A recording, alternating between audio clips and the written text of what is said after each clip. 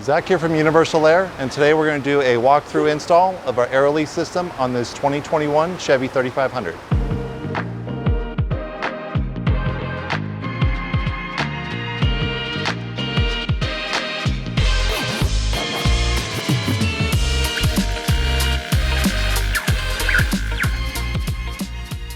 You might be asking, what makes Aeroleaf so special? The whole design concept behind it was to make your ride softer when you're unloaded. So this big 3500 truck will ride like a regular 1500 or even like a car when you're unloaded. And then when you add the weight to it, you can supplement it with the air springs to account for the weight change in the vehicle. So our link system mounts into the factory front leaf spring mount. We do have the twin bars that are adjustable. This can be used for both axle centering, depending on if you're doing a big lift kit on here, as well as lowering kits. You can adjust it to center the axle. And you can adjust both of them to adjust the pinion angle up and down for the rear end. We have an electronic system on here, so we are using an electronic height sensor. We do have the provisions built into the bracketry for everything just to bolt in. This upper mount bolts into where the factory overload contact went, as well as it sits on top of this bar right here. We do have a very stout heavy-duty bearing that's inside of here that connects these two units together. That allows for the axle to stay centered underneath the vehicle and not allow for back and forth motion without the need of a panhard. And then this bar goes back to the factory leaf spring mount in the rear. The center section is bolted onto the differential with the factory U-bolts. And for this 3500, we're utilizing two air springs, one in the front here on top of this upper bar, as well as one in the back here between the lower mount and the upper bar. So to get started with our installation, we have the truck on a hoist. You don't need to do it on a hoist, but it would make it a lot easier. We're doing it mainly for filming. We're going to go ahead and start by removing the wheels, take off the lug nuts, and take the wheel off. Now with the wheel removed, our first task is to go ahead and remove the factory leaf spring. It is worth noting that this leaf spring is very heavy, so be careful. We are going to remove the U-bolts off the bottom of the axle, as well as the front and rear bolts, and then definitely get some people to help you to remove the leaf spring because it is so heavy. So to get started on removing it, we're going to start by removing these four nuts off the U-bolts. The axle is hanging off of the factory shock, and we do have one side of the link already in. Now if you're doing the first side, you're still going to have the leaf spring on that side, and that's going to keep this axle in place under the vehicle. So we start by removing these four U-bolt nuts. So we do need to remove this rear shackle in order to get that upper bolt out because the frame's in the way. So we're going to remove this bottom bolt, leave this attached to the leaf spring for now, and when we remove it, we'll remove the upper bolt to remove the shackle from the leaf spring. And then to remove the front part of the leaf spring, we're going to remove this bolt right here and allow the leaf spring to come out the bottom.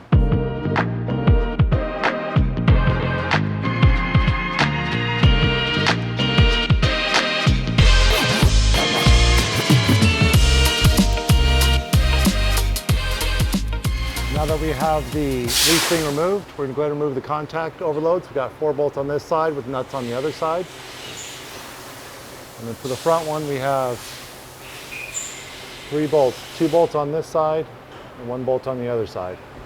This side's nuts are actually captive inside the frame, and these size nuts we have to take off from the other side.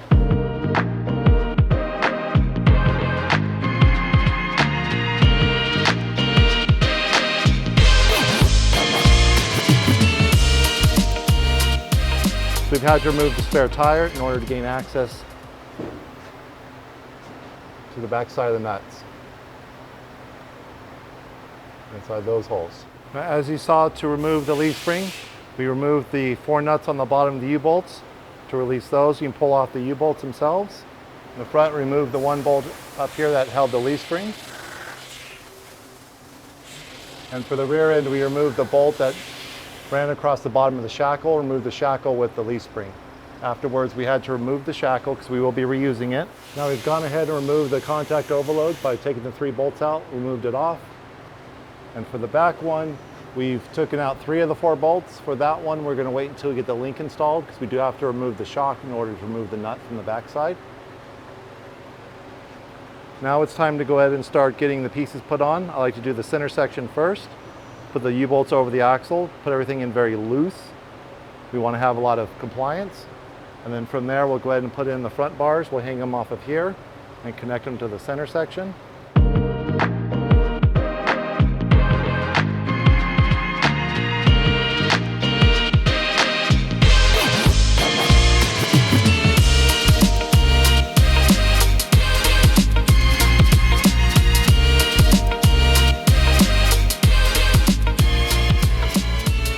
gone ahead and put a stand underneath the axle here so we can actually position it. Since we already had that side on the vehicle, this side we need to move it around a little bit so the stand helps to secure the differential.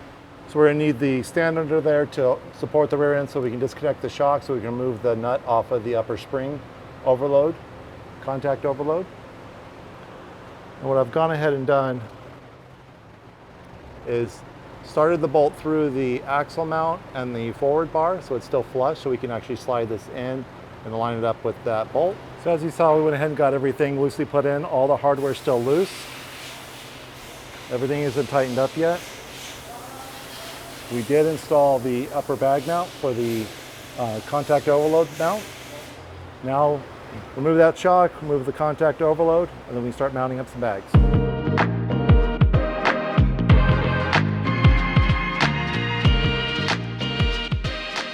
Now with all of our bars put in, all the hardware is still loose. We're going to go ahead and tighten up all the bars on the center section. So you got this 1/2" bolt, this 5/8 bolt, and this 1/2" bolt up here. We're leaving the factory leaf spring mounts loose until we get it on the ground.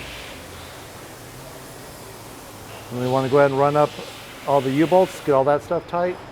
We got our upper shock bolts tightened up. And then for these rear shackle bolts, for both of these nuts, you want to leave them loose until you get the car on the ground at your ride height. Now, one thing we do want to check is make sure our starting point's the same on all of them. So we're measuring between the gaps where the jack bolts go. And on this one, we're at 4 1/4 on all 4 of these, the 2 on this side and the 2 on the other side.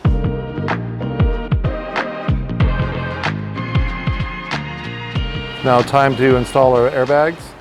We have an access hole up here on the top to install the fasteners into the bag. We have a hole on the bottom to put in for the lower. The back bag is going to be the longer one, and then this front bag right here is going to be the shorter one. This is our Air House 2, this is our Aerosport bellow. Let's go ahead and get it bolted in.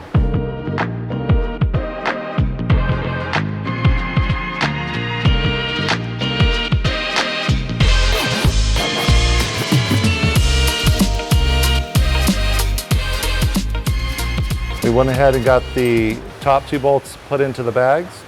They are just sitting here loose. We're going to go ahead and compress the suspension up in order to line them up. Same thing on the front bag. We got the 2 bolts in there and we have all thread in the bottom. So we're going to compress it, adjust our bags to make them straight, and then go ahead and cinch down the bottom and the top. So we have the rear end supported on some stands. We've gone ahead and raised up the suspension so that way we have a little gap in between here. So we can go ahead and put the other plates in the bottom and secure the bolt on the bottom side. Bag on top is loose, that way we have a little compliance with it. Same thing on the front, our all threads sticking out the bottom. We're going to go ahead and slide it back to make our bag in line and straight. You can see the bottom cap is a little bit further that way, so we want this to look squared off. Now it's time for us to connect up our height sensor linkage. We have our sensor up here. We're going to run the link from the sensor itself down to the control arm. This is what the sensor looks like, the linkage looks like. It's got these little rod ends on them. When you tighten them up, you want to make sure you don't tighten them too tight to where it squeezes this and this no longer rotates. It's going to go on the outside of the upper arm, or outside of the sensor, to the inside of the control arm. And the hardware that we're going to use is actually already pre-labeled. It says linkage to suspension, as well as linkage to arm. We want to make sure we use the right hardware in the right position.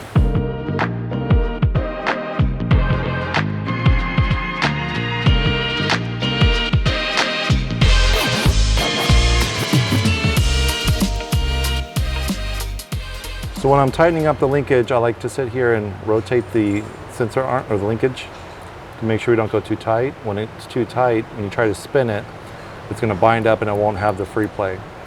Now for the length of this linkage, you want to see that there's this angle right here. It's never going to go perfectly in line with each other. As of right now, the suspension is fully extended. Now if you change out your shocks to a longer travel shock, then we want to make sure you adjust this linkage. Most likely you're going to have to make it longer, because if this was to come down much more, it's going to be able to rotate over on the other side. Now that we have the sensor mounted and we have it down, let's go ahead and tighten up the upper back mounts, and then it's on to the air management.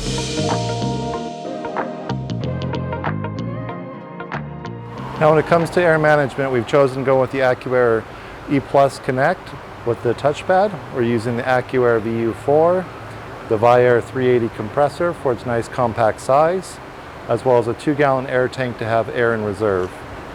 We have made up this prefab bracket so that way it just bolts into existing holes on the chassis. This will go through and bolt onto the side of the frame, and then this bolt will go through this hole, and then this will slip inside the frame and give us 2 studs coming out to be attached with these 2 holes right here. And here's our prime location for it to go. That front bracket's going to go through these 2 holes. This one's not going to be attached to the mount, just to secure the brackets. We have the stud coming out through this hole. And then for the back part, it's going to slide inside of this channel, and it's going to give us 2 studs coming out of here to attach the bracket. It is stepped out to go around for the steps, and it's raised up pretty high so that way we don't have any ground clearance issues. So when it comes time to install this bracket, you fish the tie bar with the 2 bolts through this hole and bring it out, and then this bracket goes over the top of it to secure it. You tighten up the 1 nut on this side. The bottom bracket should be basically flush with the radius part of the frame. And then for this one, the bolt comes in, or the bracket comes in from the inside of this channel. Fish it through, line up your 2 bolts. Now I can stick something inside the hole to kind of retain it up there so it doesn't try and fall out. And now we got to put our air management board up in place.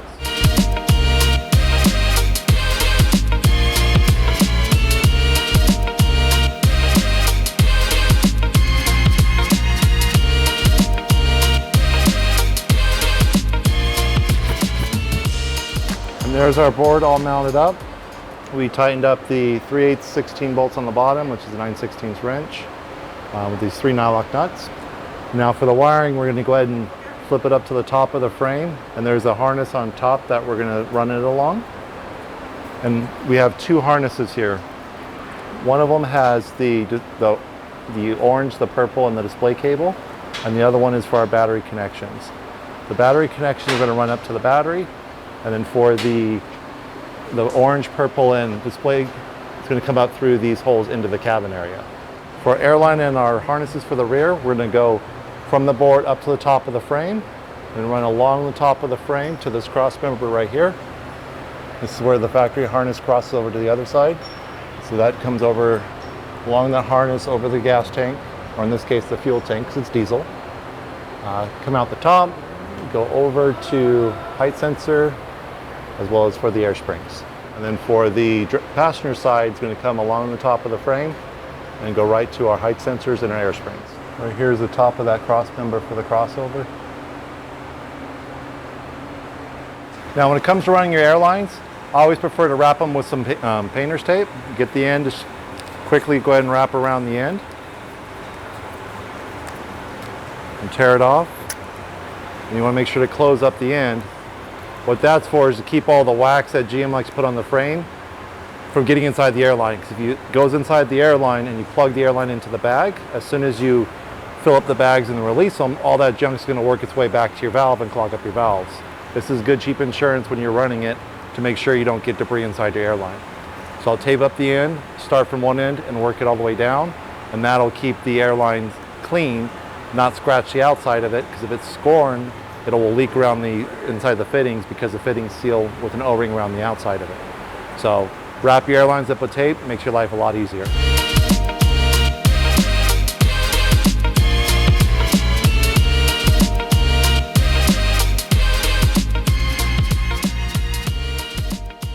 As you can see after running this airline, there's tons of black stuff that would have been inside the hose. Now, as we're quickly running all of our airlines, I like to get everything ran first and then come back through. I'll start at the end and work my way all the way up to the beginning of the connections and zip tie everything up and secure it.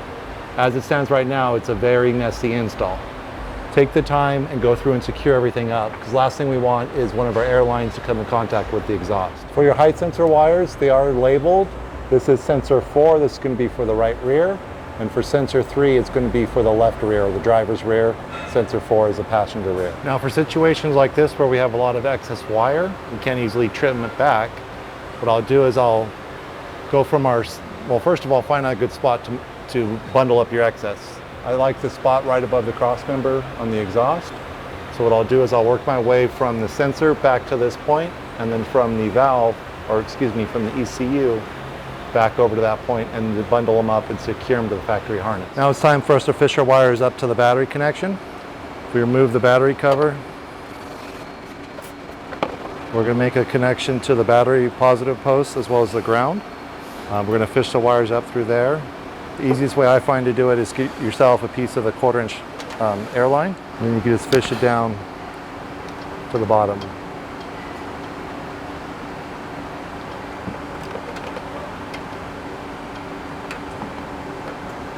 Just like that. And as you can see from the bottom side, we have our hose from above.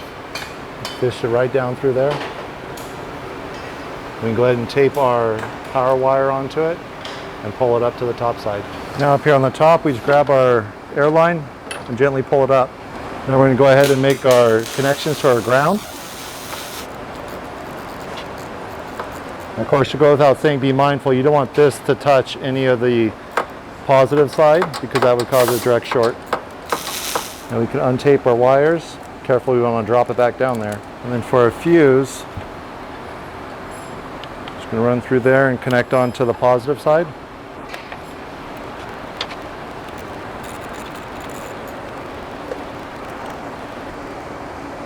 Go ahead and reattach it. Now we can route our wires out to the outside of the cover.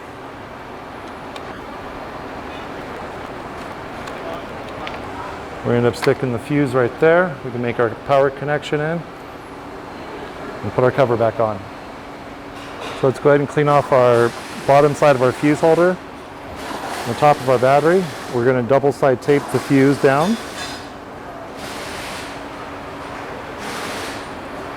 And we can go ahead and make our connection to the air management system down below.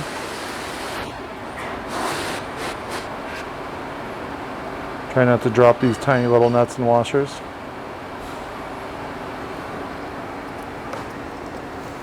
Actually, let's put our tape on first. Be mindful those terminals are live because we're on the battery. Okay.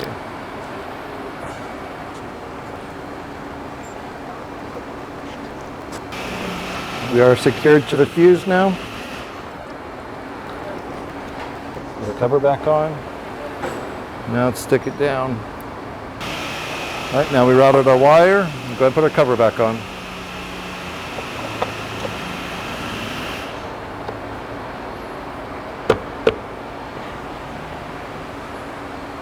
We are done up here. Now, if you're like me and impatient, you just want to see it work, or also you have to put air into the bags in order to get it off your hoist to put the wiring inside, we can go ahead and test it by plugging in our touchpad. And our orange wire, we can connect it directly to the battery. And right here, this is normal for it to show red on the front because we only have height sensors to the back, but we can inflate the bags up and check them for leaks. And the green light means that our compressor is running, which it just turned on. Now we just take a mixture of liquid dish soap and water and spray down all of our connections.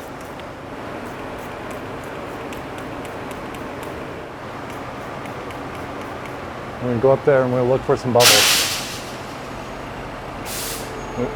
We want to try to avoid is bubbles that are growing. They're just sitting up there, that's probably just the soap, but if they start foaming outwards, then it's going to be an air leak.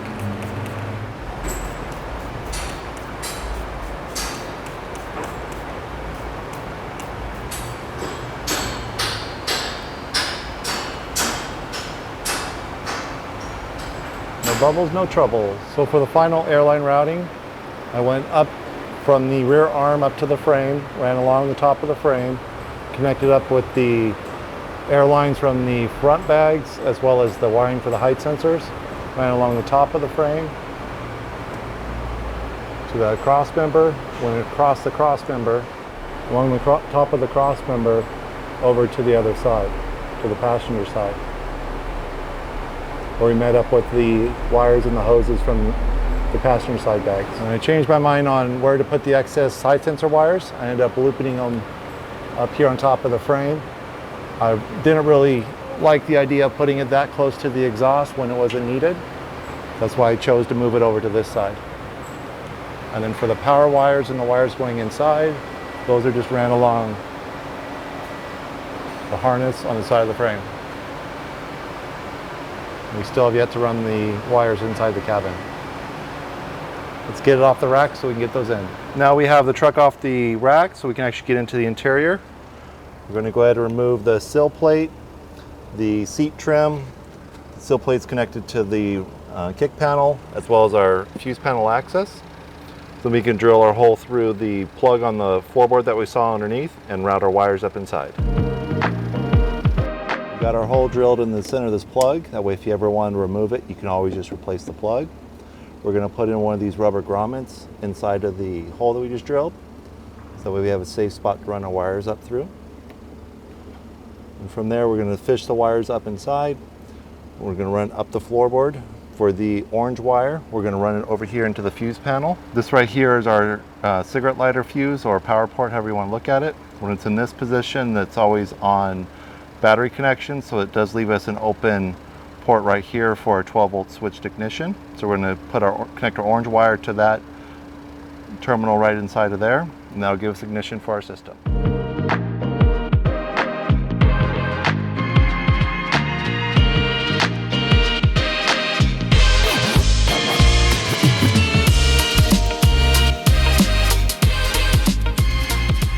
Now for inside our cabin area, we need to mount up our touchpad. This will show us the indication of which preset we're in as well as the control. Nice spot right here where we have nice easy access. It's not too intrusive on trying to drive the vehicle. Now you could hard mount through. They do have these provisions for the 4 screws to mount it down. However, I don't like the idea of drilling through someone's interior. So I'm going to go ahead and use some more of the double-sided tape. This stuff seems to be very strong. So we're going to go ahead and clean off this dash section, clean off the back side of our touchpad and get this mounted up here. And then we can actually take our cable and loop it in through here so we don't have any holes inside the interior. Want to make sure we got off any waxes that they may have put on the interior.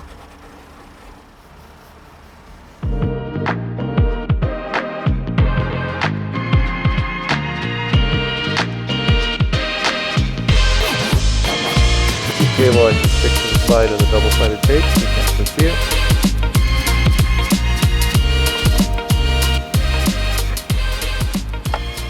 And we take our cable and route it down beside the steering column. Now with the touchpad mounted, let's get the cable ran over here. I took a piece of our 1/4-inch line and ran it up across the dash, the backside close to the firewall. We can tape the connector. We can tape the cable onto the other side of this and pull it through. Now we have our display cable pulled over from the other side. We take these 2 connectors and connect them into each other. And for added security, I prefer to tape them together. That way we don't have to worry about it coming unplugged over the ears. Now it's not coming apart. We've also pulled over the purple wire. This is going to be if the touchpad's too bright for you when your headlights are on or at night. This will automatically dim them down, the touchpad lights, once you turn on your headlights. If you hook up the purple light to the headlight switch, when you turn on your headlights, it's going to dim down the touchpad backlights. Now let's go ahead and get this thing programmed up. If these are red, that's okay. That'll get cleared out as soon as we go to the auto learn. So go ahead and hold down the dot and the number 2 at the same time.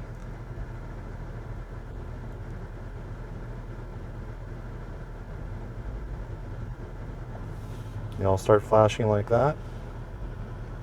You can see it showing at the red, and then it's going to recognize that it's only a rear only system. So then it'll go through and do its auto learn calibration settings. So it lifts it all the way up and drops it all the way down. It's checking the travel of the sensors. And then it starts moving it up a little bit to see how the vehicle reacts. The green light means that the compressor is running again. We can faintly hear it. Now it's checking how it responds left versus right. Now it's doing some more fine-tune adjustments, barely moving it. Now that it shows number 2, that means it is done programmed. It has set the ride height at 50% of travel. So we can go ahead and go out there and adjust it to where we want it to be at, and then save that for our new ride height. So we want the truck to look level at ride height, so we're going to go ahead and measure from tire to fender. We have 8 inches to the bottom of the fender. We come back here to the back, measure our height, and we're at 7 inches. So we're going to go back in, raise it up a little bit till we get to our 8 inch of height. Now back in the cabin to raise up the rear, let's go check our height. Now with a little bit of back and forth, we got it right where we want it. We check the other side and make sure that side is level. We come back here into the truck, and you can see we're no longer on the programmed height, so we just simply hold down the preset we want to have. In this case, it'd be number 2.